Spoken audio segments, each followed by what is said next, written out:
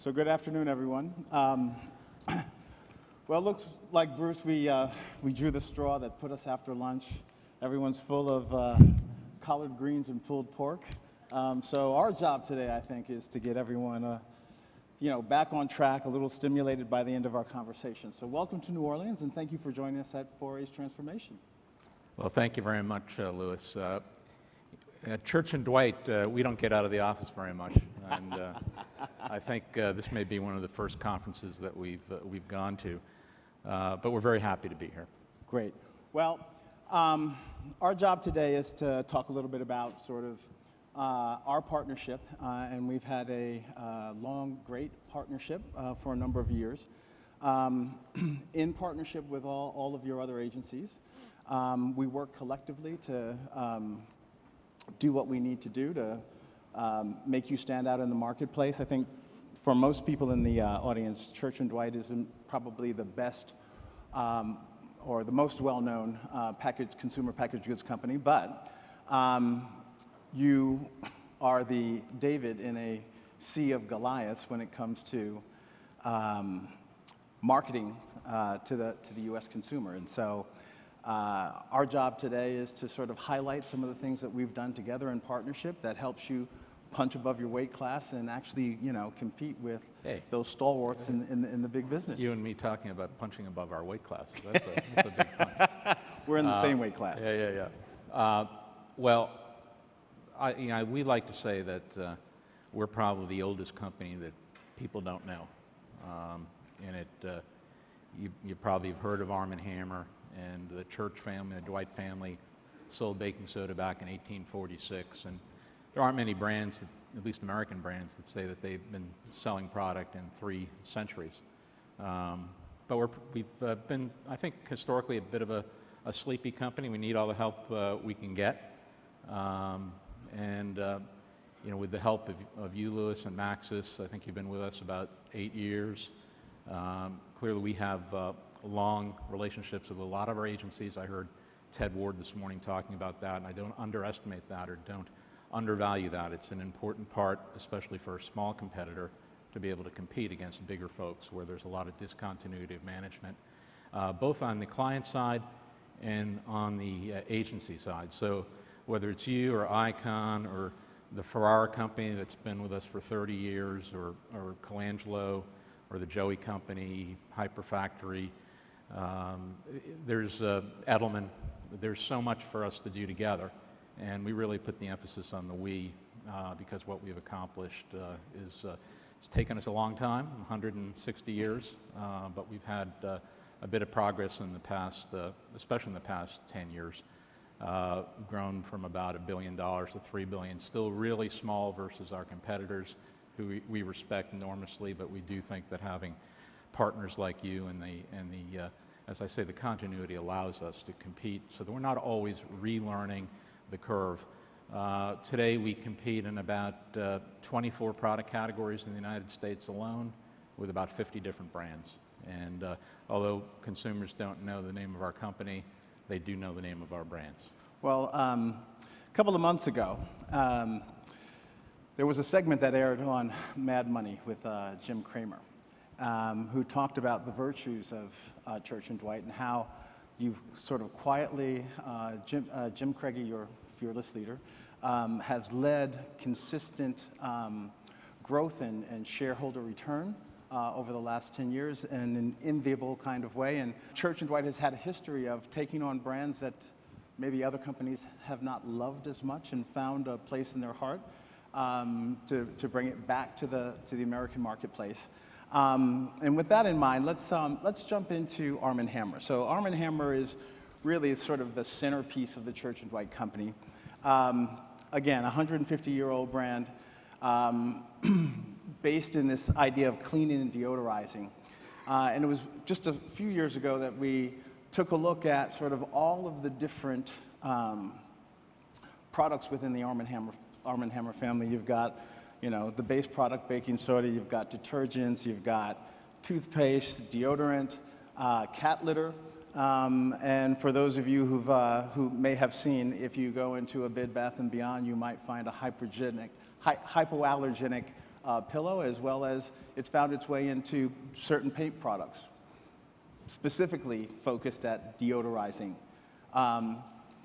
So we worked with you to create this master brand strategy, and as we were about finished, the recession hit. And at first we all sort of got a little worried, but in the end it turned out to be a wonderful, wonderful story.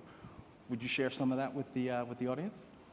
Well, you know, I think as a conservative company that stayed under the radar until, I guess, Kramer and got on air, we typically marketed on a shoestring. Although I do think we're probably in the top 20 advertisers, surprisingly, in the United States to many people. Since 2006, we've tripled the investment behind Arm & Hammer, and it's perhaps one of the most, I would say it is a unique brand. You can make a cookie with it, as you said, you can brush your teeth with it, you can wash your clothes with it. You know, when you're struggling as a little company, you find a lot of uses for your brand. I'm from New England, so I'm used to being fairly frugal. And our predecessors certainly were that way as well. But we did a lot of things with this brand, and one of the things that we did, as you mentioned, in 2008, is that we redoubled our advertising efforts. And it wasn't a small thing for our board to do. You know, there's always that age-old question of whether you advertise into a recession, and we advertised right into the teeth of it. And obviously, we've had some good results. So we have, as I say, a 150-year-old brand that's growing at over 10% on a compounded annual growth rate. There aren't that many consumer brands that grow in that manner. You know, surely together, I think we've done some smart things, but if I were to be honest, we just had really the right brand at the right time. You can buy a box of it for 57 cents at Walmart. The value is something that was very important. I'm a big believer of frequency in media delivery, especially when you have something with a lot of dormant awareness like Arm & Hammer. And we really needed to just reawaken that awareness, and that's what together we did with all the other agencies. And I think there's a tape, right? Yes, there is a video. So can we roll that Arm & Hammer video? Arm & Hammer brands have been a great deal for generations of consumers. So in this difficult time of recession, we promoted the value of using these trusted products. Here's another money-saving secret from Arm & Hammer. I use Arm & Hammer laundry detergent with Arm & Hammer cat litter destroys odor on contact. It lasts a long time. Arm & Hammer baking soda works everywhere, cleaning and deodorizing your home. It knocks those stains right out of the clothes. Gets your teeth whiter than any other toothpaste. Save more, waste less with Arm & Hammer. We let people know ours is the right brand at the right time. This product I absolutely love. Save more, waste less. Arm & Hammer. Arm & Hammer cat litter destroys odor on Save contact. more, waste less I use with Arm & Hammer. Here's another Thanks to the frequency and consistency of our spots, Arm & Hammer gained more than 1 million users throughout the campaign, and they stuck with us.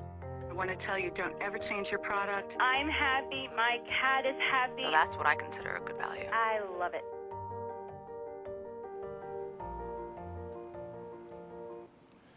So bold action often leads to bold results. And so here you have a story where, you know, laundry is a huge piece of your portfolio. And in the recession, you gained a lot of new users, and coming out of the recession, you managed to hold on to them with the sort of the value message of that Arm & Hammer brand. So let's switch gears a little bit. Let's talk about first response. So first response is the #1 pregnancy test kit in the category. A couple of years ago, you came to us and said, we don't have a lot of budget. Can you sort of think through a way to really connect with consumers? We came up with an idea that was sort of really digitally based, very beginning of social, and really based on the idea of having webisodes on the net. Mm-hmm. Yeah, well, I think here's another case where our agency partners really made us smarter than we would be by ourselves. If all of us have known people who have tried to get pregnant, and it's a heart-wrenching emotional time for them. You know, with the regular pregnancy tests, people are either hopeful positive or hopeful negative. Okay, the hopeful negative, it's sort of, you know, it's easy to advertise to them. The hopeful positive ones are much more, it's a much more complicated story, more than a 15 or 30-second ad could possibly convey. And when you came to us with the webisode idea, I was actually, I was intrigued, but I didn't know whether we would have the budget to be able to really execute. And you formed a partnership with TLC. At the time, there were some interesting shows, a wedding story, a baby story, so a conception story seemed to make sense. I think that you put together a video on this too, Louis. Yes, so let's take a look at First Response in partnership with TLC. Starting a family can be an emotional journey. First Response products quickly and accurately detect pregnancy. There it is. It says yes. It says yes. But what about the roller coaster of emotions associated with the big news? There's a room upstairs and I haven't done anything with it and I won't paint it and I won't do anything because this is the baby's room. We wanted to connect with our consumers on a personal level. Hi. My name is Mary. Heather. Amber. Kristen. A reality web series produced with TLC focused on the stories of women trying to conceive. I'm really excited to be a part of Conception Story. So I made sure every time I took a pregnancy test, I had my own video camera right there. I can't go into another avenue until you are okay with that. So we're happy to tell everyone that we are pregnant. It's a boy. It's a boy. It's a boy. So that means you're going to have a brother or a sister? Yeah. Experts answer questions that many women have while trying to conceive. The makers of First Response is now providing groundbreaking technologies that will increase and confirm their chances of pregnancy. Consumers formed a community, sharing their own experiences and connecting with other parents-to-be. I feel like being on a Conception Story just has helped other women who are going through a similar journey to have somebody to relate to. First Response started a conversation, and women everywhere engaged with the program and with each other. We do hope to get pregnant someday. We'd love to have a child that, you know, has a little bit of each of us. So here we are, confidential. Connecting personal stories in a digital age and connecting with consumers in a meaningful way.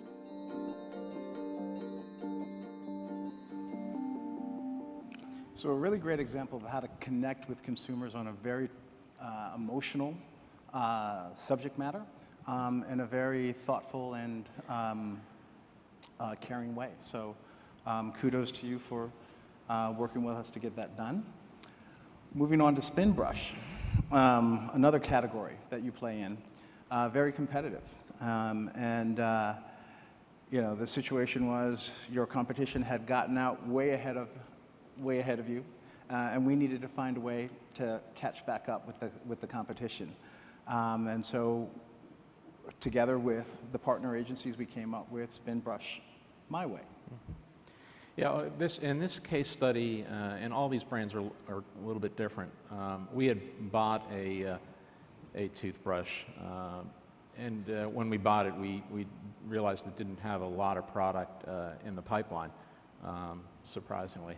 And so we had to quickly manufacture some product news, especially in the kids segment. And you know, the obvious things were the licensed characters, and we did that. But the consumer insight, and again, it's not rocket science. You've seen your own kids or even grandkids playing with stickers, and said, okay, we're a shoestring type of operator. We're going to allow kids to customize their brushes. The kids seemed to love it. The mothers loved it. And lo and behold, is the convergence of a media strategy and a creative strategy that worked and allowed us to become number one in the kids segment. So let's take a look at how you did that. Can we run Spin Brush, please? Getting kids to brush their teeth can be anything but fun. While the competition relies on familiar faces, Arm & Hammer saw an opportunity to give kids something totally different. Customizable power brush that kids decorate themselves. That's actually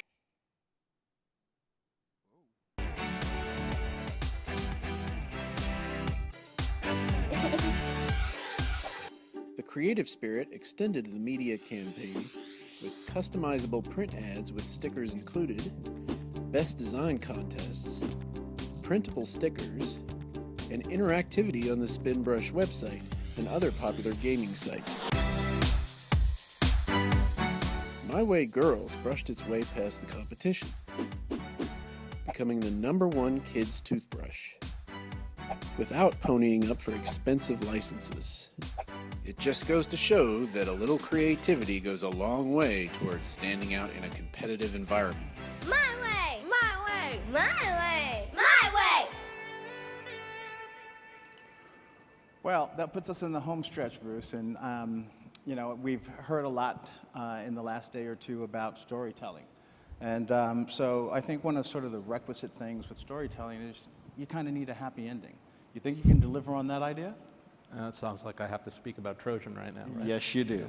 So, yes, folks, we're going to talk about SEX in front of you all. So, Trojan Vibes, a newer business for Chuch and Dwight. The Trojan business is a huge piece of the portfolio for Chuch and Dwight. But to really get this newer piece of the business going, we created this stunt that started with media on Howard Stern. And you want to tell the folks a little bit about... Yeah, I mean, briefly, and on the surface, some of the activity seems a little tawdry, but really it isn't. There's a lot of thought behind it. Condoms have been around for a couple thousand years. Trojan has been sold for 90 years. It's built up a reputation for protection and trust. And as we talk to thought leaders about how do we expand the category, because there was such a big impediment to growing the condom category, despite the fact that it truly is a product that can save lives with the onset of STIs. We realized that maybe we were looking at the whole sexual health area in the wrong way, and we needed to emphasize pleasurable activities. And that led us to the Trojan vibrator line of products. I want you to at least intellectually stick with me here so they don't think I'm just a dirty old man. But it was a product that strategically helped, I think, forward the Trojan brand, and we needed to normalize this discussion. 53% of American women have used a vibrator, 46% of men. So if there's anything you remember from this conference, if you're at a dinner party at home, remember those two statistics. Okay. Well, half the table will be silent, and the other half will be laughing, and you can conclude who is who. Well, with this promotion, literally we stopped traffic in New York and a bunch of other cities, so let's roll that last video, please. It all started with a simple announcement on the Howard Stern Show. The makers of Trojan are bringing pleasure to the masses. The massive 10,000 vibrator giveaway by way of Trojan Vibrations pleasure carts. Food carts from Midtown to the Meatpacking District won't be offered in Big Beef Franks, but they will give you free Trojan vibrators. And it turned into a media frenzy. There is a line all around the block. Everyone caught the buzz. Everybody, all shapes, all sizes, men, women, everybody is very open. Except that one guy who still thinks it's a hot dog stand. Yeah, and I've got to tell you, I mean, who's not going to pick one up if it's right there and it's free? So you're saying you would partake? I would.